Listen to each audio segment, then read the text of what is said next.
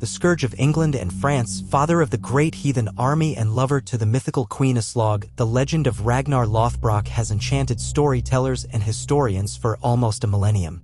Immortalized in the Icelandic sagas of the 13th century, the legendary Norse leader has since become familiar with modern audiences through the hit television show Vikings.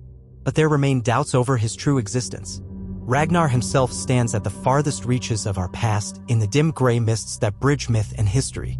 His story was told by the Skalds of Iceland 350 years after his supposed death, and many kings and leaders, from Guthrum to Nut the Great, claim a lineage to this most elusive of heroes. Legends tell us that Ragnar, son of King Sigurd Ring, had 3 wives, the third of whom was Aslog, who bore him sons Ivar the Boneless, Bjorn Ironside, and Sigurd Snake in the Eye, all 3 of whom would grow greater in stature and fame than he. Ragnar was said to have set sail for England with only 2 ships in tow in order to conquer the land and prove himself better than his sons. It was here that Ragnar was overwhelmed by the forces of King Aella and was thrown into a pit of snakes, where he foretold the arrival of the great heathen army of 865 AD with his famous quote, "How the little piglets would grunt if they knew how the old boar suffers." Indeed, in 865 AD, Britain was subjected to the largest ever Viking invasion at the time, led by Ivar the Boneless, whose remains now lie in a mass grave in Repton, which would precipitate the beginning of Danelaw. Yet, how much of our history really owes its existence to this legendary Viking king who had such a profound and lasting effect on this country we call England? The evidence to suggest Ragnar ever lived is scarce, but crucially, it does exist. 2 references to a particularly eminent Viking raider in 840 AD appear in the generally reliable Anglo-Saxon chronicle, which speaks of Ragnar and Reginherus. In the same way that Ivar the Boneless and Amar of Dublin are considered the same person, Ragnar and Reginherus are believed to be Ragnar Lothbrok.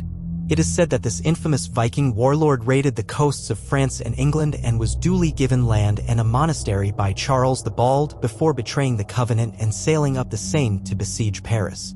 Having then been paid off with 7,000 livres of silver, an enormous sum at the time, roughly equivalent to 2.5 tons. Frankish chronicles duly recorded the death of Ragnar and his men in what was described as an act of divine retribution.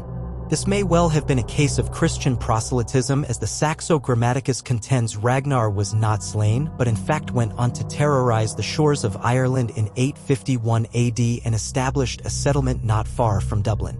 In those ensuing years, Ragnar would supposedly raid the breadth of Ireland and the northwest coast of England. It would seem therefore that his death at the hands of Aella in a pit of snakes has its roots in myth rather than history, for it seems probable that Ragnar perished sometime between 852 AD and 856 AD during his travels across the Irish Sea. However, while Ragnar's relationship with King Aella is likely fabricated, his relationship with his sons may not have been.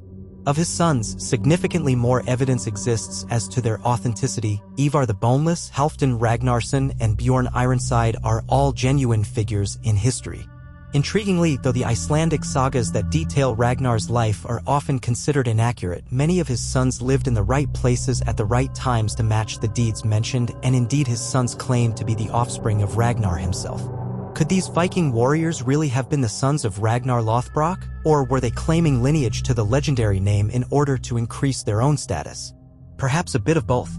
It was not uncommon for Viking kings to adopt sons of great standing to ensure their rule continued after they were departed. And so it stands to reason that Ragnar Lothbrok may well have been associated with the likes of Ivar the Boneless, Bjorn Ironside, and Sigurd Snake in the Eye, one way or another.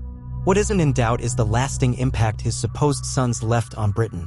In 865 AD, the great heathen army landed in Anglia, where they killed Edmund the Martyr in Thetford before moving northwards and besieging the city of York, where King Aella met his death. Following years of raids, this would mark the beginning of a nearly 200-year period of Norse occupation in the north and east of England. In reality, it is likely that the fearsome Ragnar Lothbrok legend was indeed built upon the reputation of the Ragnar who successfully raided Britain, France, and Ireland in the 9th century for extravagant quantities of treasure.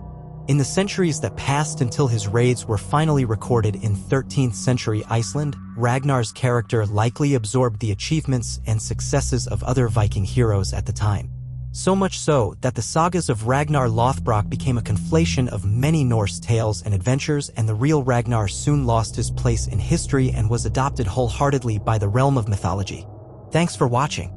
If you enjoyed the video, please like and consider subscribing to the History Forum YouTube channel.